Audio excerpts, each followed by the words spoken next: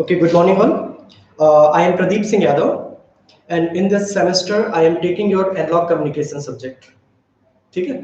और in this analog communication, there is a mathematical analysis of signal and system.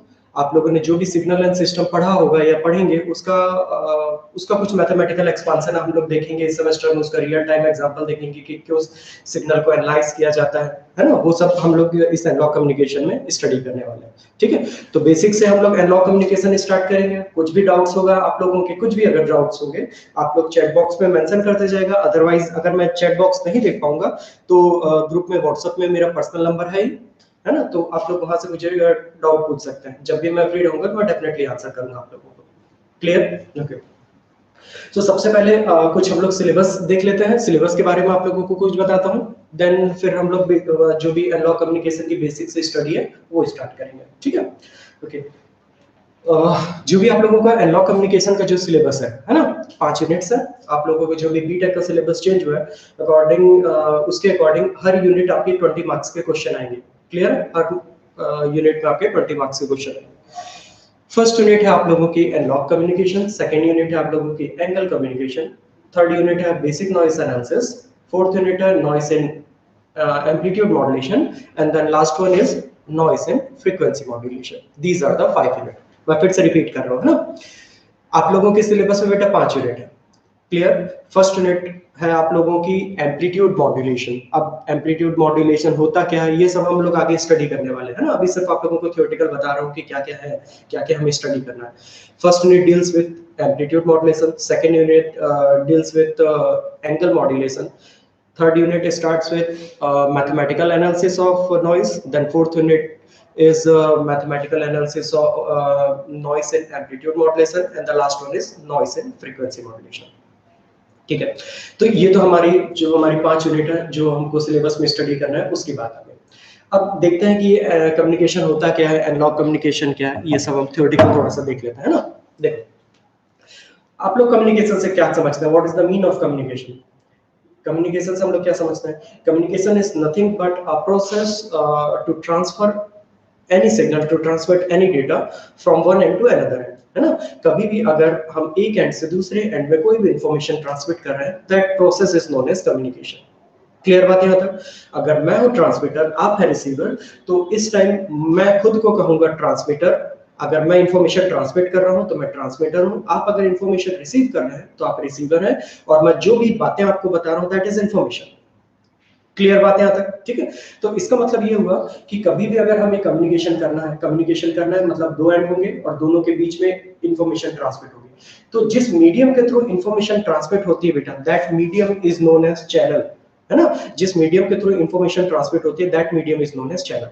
Clear है यहाँ तक? ध्यान रखिएगा इस चीज को। ठीक, तो अगर मैं एक सिंपल कम्युनिकेशन का एक अगर आप लोगों को एक ब्लॉक डायग्राम बताऊं, तो कम्युनिकेशन का एक सिंपल ब्लॉक होगा, कम्युनिकेशन का एक सिंपल ब्लॉक होगा। मैं कुछ ब्लॉक्स बना रहा हूं, देखिएगा। एक ब्लॉक मैंने बनाया बेटा ये, एक ब्लॉक मैं बना रहा हूं ये। ठीक है, अभी एक साथ मत बनाइएगा, पूरा हो जाने दीजिएगा फिर एक साथ स्टडी कीजिएगा। इसको मैंने नाम दे दिया transmitter. This one is transmitter.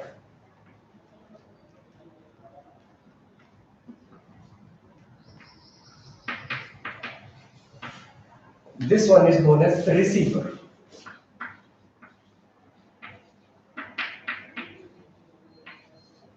This one is transmitter and this one is receiver.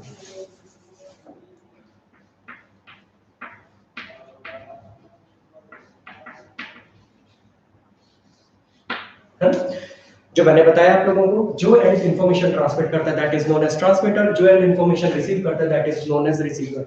हम लोगों की जो इलेक्ट्रॉनिक्स एंड टेलीकम्युनिकेशन का जो बेटा सेकंड पार्ट है ना, टेलीकम्युनिकेशन दैट मींस हमारे जो भी कोर सिलेबस होगा, जितना हमारे फर्स्ट थर्ड सेमेस्टर से लेकर 8th सेमेस्टर जितने भी आप लोग सेमेस्टर पढ़ेंगे, सबका मेन कोर है बेटा कम्युनिकेशन। कम्युनिकेशन हर सेमेस्टर में आप लोग इंट्रोड्यूस होंगे।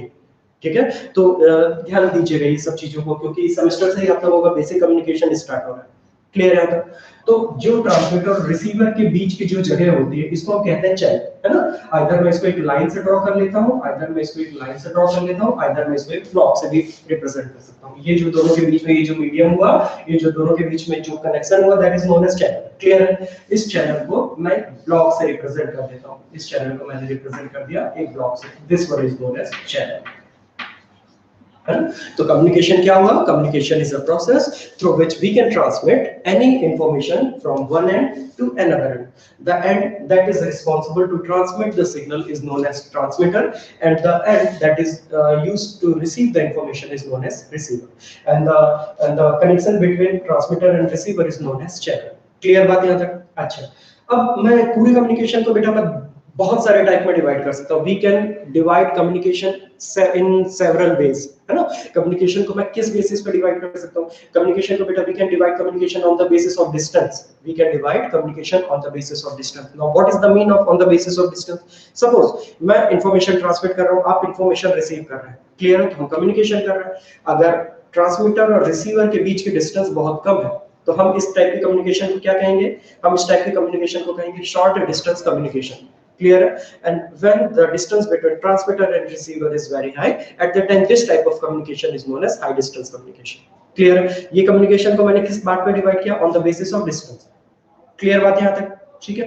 वैसे अगर मैं कम्युनिकेशन को on the basis of this channel अगर मैं डिवाइड करना चाहता हूँ, जो ट्रांसमीटर और रिसीवर के बीच का ये जो इंटरकनेक्शन है, अगर मैं on the basis of this channel अगर मैं डिवाइड करना चाहता हूँ तो फिर से again communication is divided into two type. ठीक है? कौन कौन से दो टाइप में डिवाइड किए जा सकते हैं? First one is known as wireless channel. Clear है? First one is known as wireless channel, जो हमारा अगर मैं चैनल के बेसिस पे डिवाइड करना चाहूंगा तो ये जो हमारा कम्युनिकेशन दो पार्ट में अगेन डिस्ट्रीब्यूट होगा। पहला होगा हमारा वायरलेस चैनल और second one is known as wired channel. Clear है? एक होगा वायरलेस कम्युनिकेशन और एक होगा wired communication on the basis of channel. ठीक? अब जैसा आपको नाम से समझ में आ रहा होगा, वायर्ड कम्युनिकेशन मतलब जिसमें ट्रांसमीटर और रिसीवर के बीच में जो चैनल होगा वो कोई वायर्ड कोएक्सियल केबल होगा। It can be optical fibre और किसी भी टाइप का वो ट्रांसमिशन लाइन हो सकता है ना? अगर कोई भी एक फिजिकल मीडियम है ट्रांसमीटर और रिसीवर के बीच में तो on the basis of channel हम उसको कहेंगे वायर्ड कम्युनिकेशन। ठीक है? अगर ट्रांसमीटर और रिसीवर के बीच में जो भी हमारा चैनल हो फ्री एटमॉस्फेयर है ना? फ्री एटमॉस्फेयर है। जैसे अभी मैं आपसे बात कर रहा हूं तो आपकी और मेरे बीच में कोई भी चैनल नहीं, कोई फिजिकल मीडियम नहीं, हमारे मेरे और आपके बीच में एक फ्री एटमॉस्फेयर है। तो this type of communication is known as wireless communication. ठीक है? Satellite communication, mobile communication, all these are the example of wireless communication. Wired communication क्या होगा? जो लैंडलाइन फोन्स होते हैं ना, जिसमें हम लोग ऑप्टिकल फाइबर केबल्स बिछाते हैं एक पोल को दूसरे पोल से कनेक्ट करने के लिए, सिग्नल को ट्रांसमिट करने के लिए, that one is the example of wired channel और वायर्ड कम्युनिकेशन। याद रहेगा आप लोगों को? ठीक। अच्छा, एक कम्युनिकेशन और है बेटा, ध्यान दीजिएगा। अगर कम्युनिकेशन को मैं और डिवाइड कर सकता हूं, कम्युनिकेशन को और दो टाइप में डिवाइड किया जा सकता है। एक को कहा जाता है बेस बैंड कम्युनिकेशन और एक को कहा जाता है बैंड पास कम्युनिकेशन। एक को कहा जाता है बेस बैंड कम्युनिकेशन। अभी आप लोग याद रखिएगा, क्योंकि अगर मैं यहाँ पे सीधे आप लोगों को इसको डिफाइन करूंगा तो मैं सारे टॉपिक को एक दूसरे से रिलेट नहीं कर पाऊंगा, है ना? तो अभी सिर्फ आप लोग ध्यान रखिएगा, communication can also be divided into two type. One is the base band communication, another one is the band pass communication. ये दो वर्ड्स ध्यान रखिएगा, मैं आगे चल के आगे की क्लासेस में ये सारे टॉपिक को इंट्रोड्यूस करूंगा। ठीक है? ध्यान रखिएगा बस, base band communication, band pass communication. याद रहेगा ये सारी चीजें आप लोगों को? ठीक है? ये सब चीजें ध्यान रखिएगा। तो ये बात हुई ट्रांसमीटर हुआ, चैनल हो गया, रिसीवर हुआ। अच्छा, जब भी हम लोग कोई भी सिग्नल ट्रांसमिट करते हैं बेटा, तो डेफिनेटली कोई भी एरर सिग्नल, कई ऐसे डिस्टरबेंस आते हैं जो हमारे कम्युनिकेशन को इफेक्ट करते हैं। बात समझ में आई? वो सारे डिस्टरबेंस को हम कहते हैं नॉइस। वो सारे डिस्टरबेंस को हम क्या कहते हैं? नॉइस। तो नॉइस मेनली कहां इफेक्ट करती है बेटा? नॉइस मेनली हमारे सिग्नल को इफेक्ट करती है चैनल में। बात समझ में आई? नॉइस हमारे सिग्नल को बेसिकली कहां पे इफेक्ट करती है? नॉइस हमारे सिग्नल को बेसिकली इफेक्ट करती है चैनल में। याद रहेगा? ठीक है? तो हमें जो हमारा थर्ड यूनिट है, फोर्थ यूनिट है, फिफ्थ यूनिट में हमें इसी नॉइस की स्टडी करना है। सबसे पहले हम देखेंगे थर्ड यूनिट में कि नॉइस होता क्या है, व्हाट इज नॉइस, है ना? नॉइस के कितने पार्ट हो सकते हैं, इंटरनल, एक्सटर्नल, क्या क्या नॉइस हो सकते हैं, हम इसको कैसे स्टडी करते हैं। क्लियर है। और उसके बाद के जो हमारे फोर्थ और फिफ्थ यूनिट है ना, वो उसमें हम लोग देखेंगे noise and amplitude modulation, noise and frequency modulation. अभी ये मॉड्यूलेशन वर्ड आप लोगों को हो सकता है समझ में नहीं आ रहा होगा, इसलिए मैं इस टॉपिक को ज्यादा यहाँ पे नहीं एक्स्ट्रा एक्सपांड कर रहा हूँ। पहले मैं मॉड्यूलेशन बताऊंगा, फिर ये सारे topic noise in am, noise in FM आप लोगों को वहां पे समझ में आएगा। ठीक है, ठीक है, बात समझ में आई? ओके, तो ये तो 3 ब्लॉक हो गए जो जनरली बुक में दिए रहते हैं। अच्छा, लेकिन बेटा ये जो ट्रांसमीटर है, ये ट्रांसमीटर क्या है? Transmitter is nothing but a system. Transmitter is nothing but a system. Now what is the mean of system? Transmitter is nothing but a system.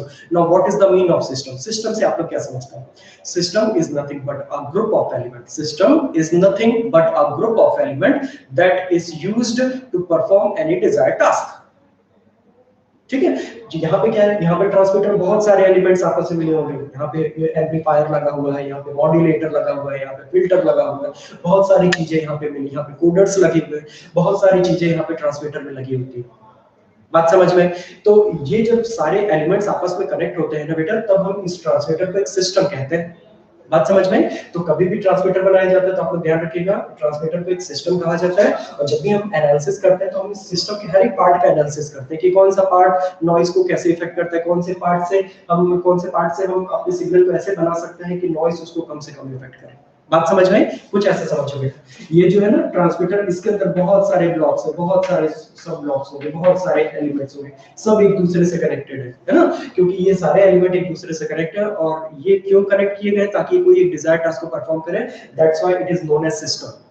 बात समझ में? ठीक, तो जैसे हम ट्रांसमीटर में बहुत सारे एलिमेंट आपस में कनेक्टेड है, सेम वैसे रिसीवर में बहुत सारे एलिमेंट आपस में कनेक्टेड होते हैं। और एक चीज हमेशा ध्यान रखना बेटा, जो एलिमेंट्स ट्रांसमीटर में यूज किए जाते हैं, same element just opposite operation के लिए रिसीवर में यूज किए जाते हैं।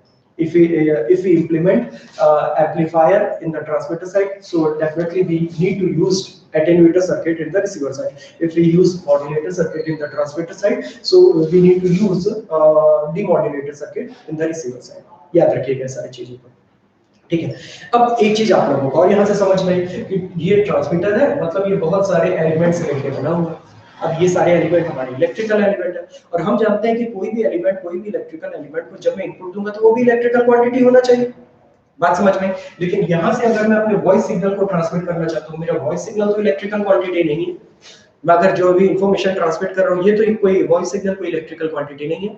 जो अभी यहाँ पे जो लाइट है, अगर मैं लाइट के थ्रू कोई इंफॉर्मेशन ट्रांसमिट करना चाह रहा हूँ, ये लाइट अगर कोई डेटा को ट्रांसमिट कर रही है, जो लाइट सिग्नल के थ्रू अगर कोई डेटा ट्रांसमिट हो रही है, लाइट सिग्नल भी कोई भी इलेक्ट्रिकल सिग्नल नहीं है। अगर मैं मॉइस्चर को ट्रांसफर करना चाहता हूँ एक जगह से दूसरी जगह, मॉइस्चर भी कोई इलेक्ट्रिकल क्वांटिटी नहीं है। बात समझ में आई? तो इसका मतलब ये हुआ कि when we need to transfer any physical quantity, when we want to transfer any physical quantity by the use of this communication block, then first we need to convert that physical quantity into electrical quantity, है ना? जब भी हमें किसी भी physical quantity को अपने इस कम्युनिकेशन ब्लॉक के थ्रू ट्रांसमिट करना होगा, तो सबसे पहले मुझे क्या करना होगा? उस फिजिकल क्वांटिटी को इलेक्ट्रिकल क्वांटिटी में कन्वर्ट करना होगा। And we already know that for conversion of any physical quantity, and we already know that for conversion of any physical quantity into electrical quantity we use which element? We use transducer. We use transducer. बात समझ में? तो अब अगर मैं यहाँ पे बेटा, अब जो यहाँ पे इनपुट है, अब जो यहाँ पे बेसिकली इनपुट है, अब ये कुछ भी हो, अगर ये मेरा कोई भी फिजिकल क्वांटिटी, सपोज यहाँ पे फिजिकल क्वांटिटी कौन सी हो सकती है? यहाँ पे सपोज मैं अभी आपसे बात कर रहा हूँ, यहाँ पे the input signal is voice signal, है ना? तो जब मैं इनपुट सिग्नल वॉइस सिग्नल यहाँ से प्रोवाइड करूंगा, then this transducer convert this input voice signal into electrical signal. That means यहाँ पे जो आउटपुट में जो आएगा बेटा, that one is the electrical signal. Now what is the mean of electrical signal? Electrical signal means the signal is in the form of voltage और it is in the form of current. बात clear है यहाँ पे? तो जो भी मुझे यहाँ पे जो भी सिग्नल मिलेगा, ये आइदर ये वोल्टेज के फॉर्म में होगा बेटा, आइदर ये हमारा करंट के फॉर्म में होगा, वो कोई ना कोई एक इलेक्ट्रिकल फॉर्म में होगा। बात समझ में? तो जैसे ही वो ट्रांसमीटर प्रोवाइड किया जाएगा, हम जानते हैं सारे एलिमेंट जो है वो इलेक्ट्रिकल एलिमेंट है, तो डेफिनेटली वो उसको सेंस इलेक्ट्रिकल सिग्नल को हम इलेक्ट्रिकल एलिमेंट में प्रोवाइड कर सकते हैं और ये उसको फर्दर प्रोसेस करेगा। बात यहाँ तक समझ में? तो अच्छा, ये जो हमारे इनपुट सिग्नल कौन कौन से हो सकते हैं? जो मैंने आपको बताया अभी, जो मैं आपसे बात कर रहा हूँ, वॉइस सिग्नल, ये भी हमारा इनपुट सिग्नल हो सकता है। वीडियो सिग्नल, ये भी हमारा इनपुट सिग्नल हो सकता है। मॉइस्चर, मॉइस्चर ये भी वीडियो सिग्नल हो सकता है। जितने भी आप लोग जानते हैं सारे सिग्नल हम यहाँ पे प्रोवाइड कर सकते हैं। फोर्स को अगर मुझे ट्रांसफर करना है, फोर्स भी फिजिकल क्वांटिटी, इसको भी मैं यहाँ पे इनपुट प्रोवाइड कर सकता हूँ। ट्रांसड्यूसर क्या करेगा, सबको इलेक्ट्रिकल में कन्वर्ट करेगा और by using this transmitter, by using this communication block we transmit it towards the receiver. I think ये चीजें आप लोगों को क्लियर हो गई होगी।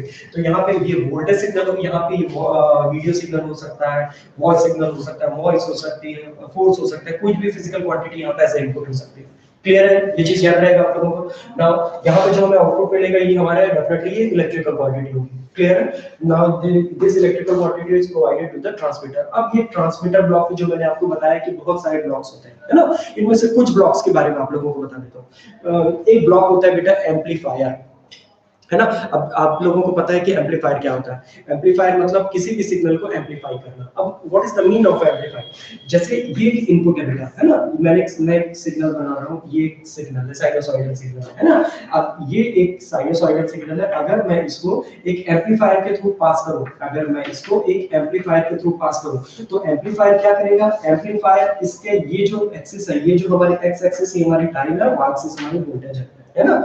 तो y एक्सिस है वोल्टेज है, एम्पलीट्यूड है। तो एम्पलीफायर क्या करता है, हमारे सिग्नल की y एक्सिस में इंप्रूवमेंट करता है। दैट मींस वो उसके वोल्टेज को बढ़ाता है, उसके करंट को बढ़ाता है, उसकी x एक्सिस के जो टाइम इंटरवल है उसमें कोई चेंज नहीं करता। अगर मैं यहां से लेकर यहां तक का टाइम इंटरवल t कह रहा हूं, तो यहां से लेकर यहां तक का भी टाइम इंटरवल हमारा t है। दैट मींस वो उसके ऑसिलेशन में, उसकी फ्रीक्वेंसी में, उसके टाइम में कोई चेंजेस नहीं करता, वो सिर्फ चेंज करता है उसके एम्पलीट्यूड में। जो एम्पलीट्यूड यहाँ पे 0.5 वोल्ट होगा वो यहाँ पे चेंज होकर 5 वोल्ट हो जाएगा। बात समझ में आई। अब ऐसा क्यों किया जाता है, ऐसा इसलिए किया जाता है बेटा कि जब भी कोई भी इनपुट क्वांटिटी को ट्रांसड्यूसर जब इलेक्ट्रिकल क्वांटिटी में कन्वर्ट करता है ना, तो काफी सारे प्रोसेसेस ट्रांसड्यूसर को भी करने होते हैं। तो ट्रांसड्यूसर जब ये सारे प्रोसेस करता है तो जो भी हमारे जो भी सिग्नल का जो भी एम्पलीट्यूड होता है, जो सिग्नल का जो वोल्टेज होता है, सिग्नल का जो पावर होता है, उसमें कुछ रिडक्शन हो जाता है ना। तो उसमें जो एनर्जी होती है वो कम हो जाती है। इसको हम क्या क्या बोल सकते हैं, इसको हम कह सकते हैं, इस एक्सिस हम क्या क्या बोल सकते हैं, इस एक्सिस हम कह सकते हैं इसको लो एनर्जी सिग्नल, इसको हम कह सकते हैं लो पावर सिग्नल, इसको हम कह सकते हैं लो वोल्टेज सिग्नल, इसको हम कह सकते हैं लो करंट सिग्नल। बात समझ में। अगर मैं यहाँ पे y एक्सिस में एनर्जी बोल दूं तो ये एनर्जी सिग्नल हो गए। अगर मैं y एक्सिस में पावर लिख दूं, पावर सिग्नल, ये हमारा पावर को रिप्रेजेंट कर रहा है, इसका एम्पलीट्यूड। अगर मैं यहाँ पे y एक्सिस में वोल्टेज लिख दूं तो y एक्सिस वोल्टेज को रिप्रेजेंट करेगा, यहाँ पे अगर करंट लिख दूं y एक्सिस करंट को रिप्रेजेंट करेगा। दैट मींस कुछ भी हो ये हमारे इलेक्ट्रिकल क्वांटिटी को रिप्रेजेंट करेगा। तो जो भी ट्रांसड्यूसर से जो भी आउटपुट होता है बेटा, उसकी एनर्जी बहुत कम होती है। अब इतनी कम एनर्जी के सिग्नल को अगर मैं ट्रांसमीटर में प्रोवाइड करूंगा ना, तो इसके एलिमेंट उसको एक्सेप्ट ही नहीं करेंगे। बात समझ में, क्योंकि उसको भी तो परफॉर्म करने के लिए कुछ ना कुछ एक सफिशिएंट वोल्टेज चाहिए, तभी तो वो उसको आगे प्रोसेस कर पाएगा। तो सबसे पहले एम्पलीफाई करना होता है सिग्नल को। When we amplify the signal, then low amplitude low energy signal is converted into high energy signal. बात समझ में, सिर्फ और सिर्फ इसके वाई एम्पलीट्यूड को चेंज करता है। बात समझ में। तो ट्रांसड्यूसर में एक एम्पलीफिकेशन का काम होता है। अच्छा, ये एम्पलीफायर कैसे बनाया जाता है, अगर आप लोगों को अपने पिछले सेमेस्टर का याद होगा, पिछले सेमेस्टर में हमने ट्रांजिस्टर पढ़ा है। हमने पढ़ा ट्रांजिस्टर 3 मोड में वर्क करता है। कौन कौन से, first one is active mode, second one is active mode, second one is saturation mode and third one is cut off mode. हमने पढ़ा है active region, saturation region, cut off region, ये 3 रीजन हमने पढ़ा है। When transistor works in active region, when transistor works in active region, then we can use transistor as an amplifier, है ना। अब इसको उस रीजन में कैसे ले जाया जाता है, उसके क्यू पॉइंट को स्टेबल करके, उसके क्यू पॉइंट की सेटिंग करके, वीसी और आईसी की सेटिंग करके, उसके क्विसेंट पॉइंट की सेटिंग करके हम ट्रांजिस्टर से एम्पलीफायर बनाते हैं। अगर हम उसी वीसी की सेटिंग करें और हम कट ऑफ और सैचुरेशन में रीजन में ले जाए तो हमारा transistor as a switch work करता है। बात समझ में आई। तो आप लोगों को यहाँ तो क्लियर हो गया होगा कि एम्पलीफायर कैसे बनाएंगे। एम्पलीफायर बनाने के लिए मैंने ट्रांजिस्टर लिया होगा, ट्रांजिस्टर को मैंने एक्टिव रीजन में सेट किया, तो वो ऐसा एम्पलीफायर यहाँ पे वर्क करता है। बात समझ में आई। एम्पलीफायर का आप लोगों को मतलब समझ में आ गया। Now this signal is provided, now this amplified signal is provided to the, now this amplified signal is provided to the modulator. ठीक है। अच्छा, communication is also categorized into 2 types. Communication is also categorized into 2 types. कौन-कौन से, analog communication and second one is digital communication. इस semester में हम आप लोग कम्युनिकेशन को सबसे पहली बार स्टडी कर रहे हैं। इस सेमेस्टर में आप लोग कम्युनिकेशन का फर्स्ट पार्ट स्टडी कर रहे हैं, दैट इज एनालॉग कम्युनिकेशन। ठीक है। And the second part of communication is digital communication, जो आप लोग अगले सेमेस्टर में स्टडी करेंगे। बात समझ में। Now what is the mean of analog communication, now what is the mean of digital communication. हमने इसको कम्युनिकेशन के 2 पार्ट में कैसे डिवाइड किया।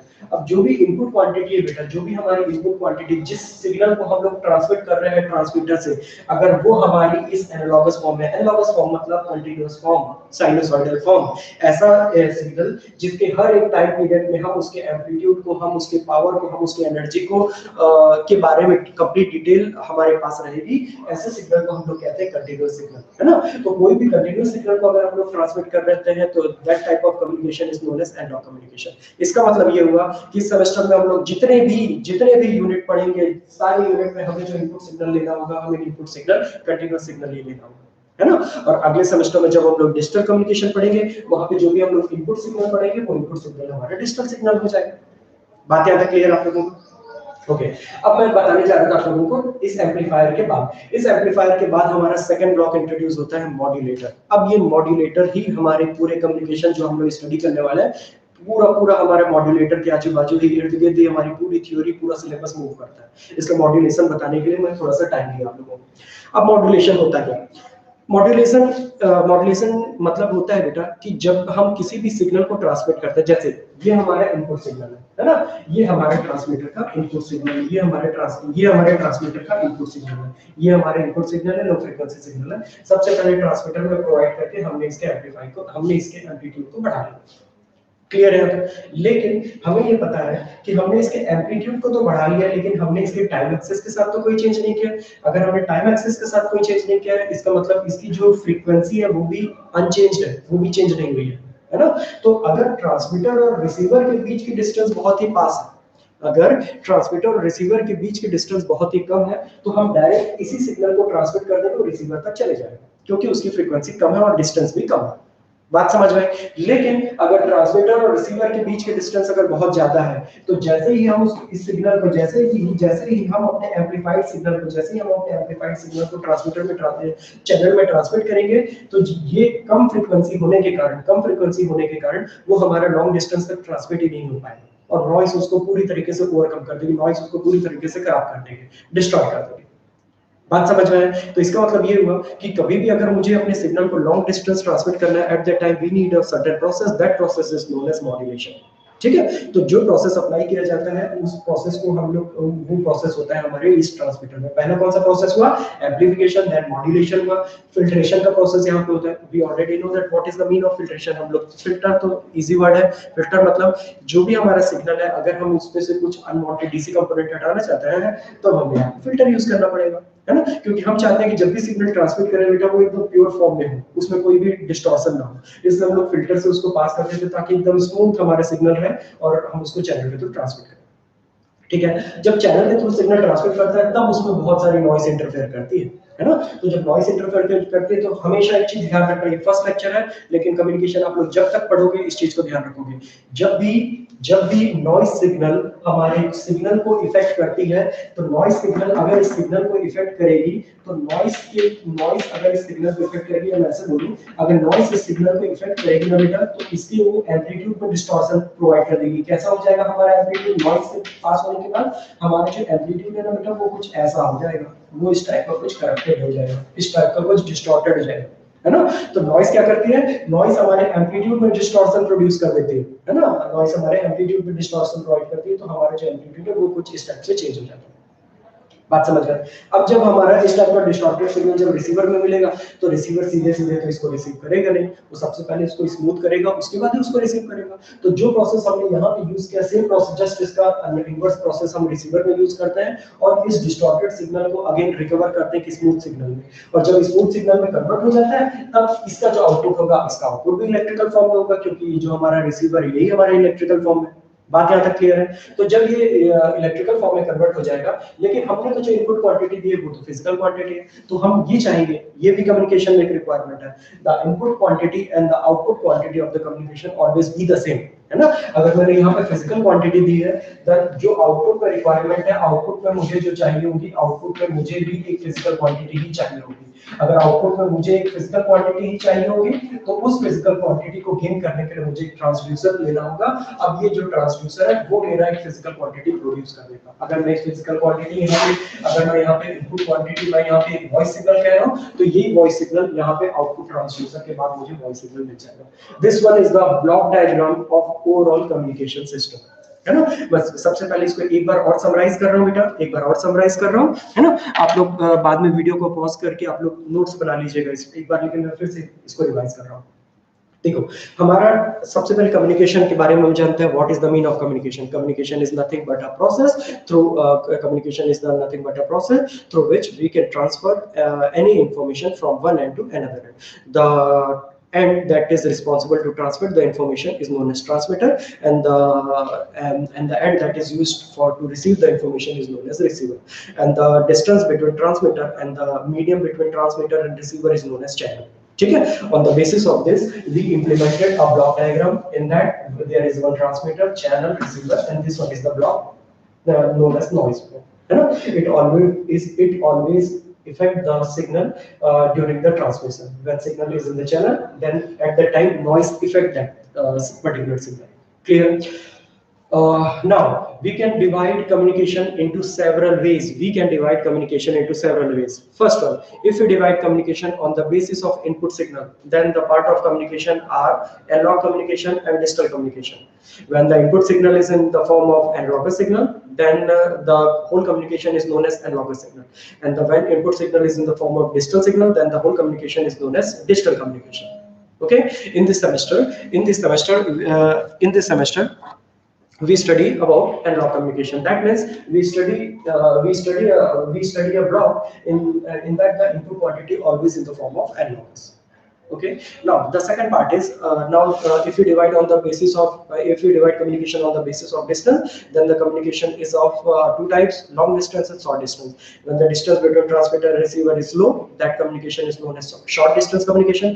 When the distance between transmitter and receiver is very high, that type of communication is known as high distance communication.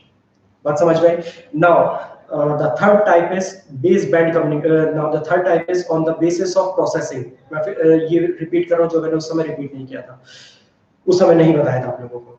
If you divide communication on the basis of processing in transmitter, if you divide communication on the basis of process of in the process and transmitter, then communication is again divided into two types. First one is the baseband communication, second one is the band pass communication. ठीक है, baseband communication मतलब जब हम communication के लिए बिना modulate किए अगर सिग्नल को ट्रांसमिट कर रहे हैं, है ना, और बिना मॉड्यूलेट किए क्यों करेंगे? क्योंकि डिस्टेंस बहुत कम है ना. तो this type of communication is known as baseband communication.